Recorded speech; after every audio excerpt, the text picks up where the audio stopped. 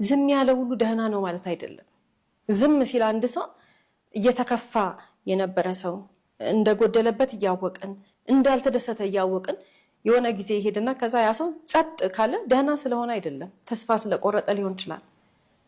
ዝም የሚለው የሚረዳው ሰው ስለሌለ ሊሆን ይችላል። ቢናገር ስለማይሰማ ሊሆን ይችላል።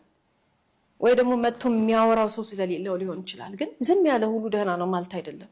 ትንሽ ምልክት አይተን ያ ሰው የሆነ ሰው አልተደሰተም ብለን የምናስብበት ቦታ ወይም ደግሞ አንድ ሰው ተስፋ ቆርጦ ዝም ያለበት ቦታ ያለ ከመሰለን መርዳት መልካም ነው።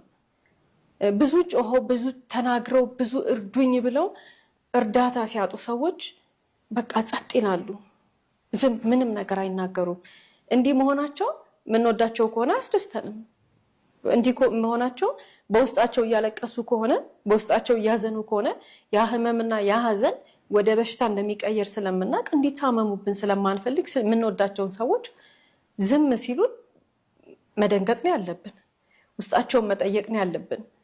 በሰውነት የታመመ ሰው እኮ ትኩሳቱ ተነክቶ ወይ ደግሞ አልቦት ወይ ደግሞ ተንቀጥቅጦ ምናምን እኮ ይታወቃል ሰው እንደታመመ። ውስጡ የታመመ በአይምሮ ግን ውስጡ ደስተኛ ያልሆነበትን ነገር ያመመውን ነገር ግን አፍኖ ዝም ያለ ሰው ግን ደግሞ ስናየው ደህና የሚመስለን ሰው ግን በጣም አደገኛ ነው። የምንወደው ከሆነ ይጎዳብናል፣ ይታመምብናል፣ እናጠዋለን ያንን ሰው። እንደዛ እንዲሆንብን አንፈልግም። እንደነዚህ አይነት ሰዎች ናቸው ዝም ብለው ደህና ሳይሆኑ ደህና የሆኑ ሰዎች ናቸው አንዳንዴ ራሳቸውን የሚያጠፉት። በጣም ለከፍተኛ ህመም ይዳረጋሉ። እንደዚህ እንዳይሆንብን ሰው ምልክት ካሳየን ችግሩ መፈታት አለበት።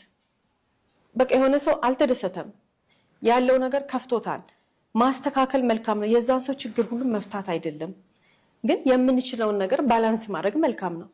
የአንዳንድ ሰው ዝምታ በጣም ከባድ ከመሆኑ የተነሳ ነፍሳቸውን ስለሚያሳጣቸው ማንነታቸውን ስለሚያሳጣቸው ልብ እንረዳቸው መልካም ነው። ዝም ያለ ሁሉ ግን ደህና ነው ማለት አይደለም። ሌላው የምናነሳው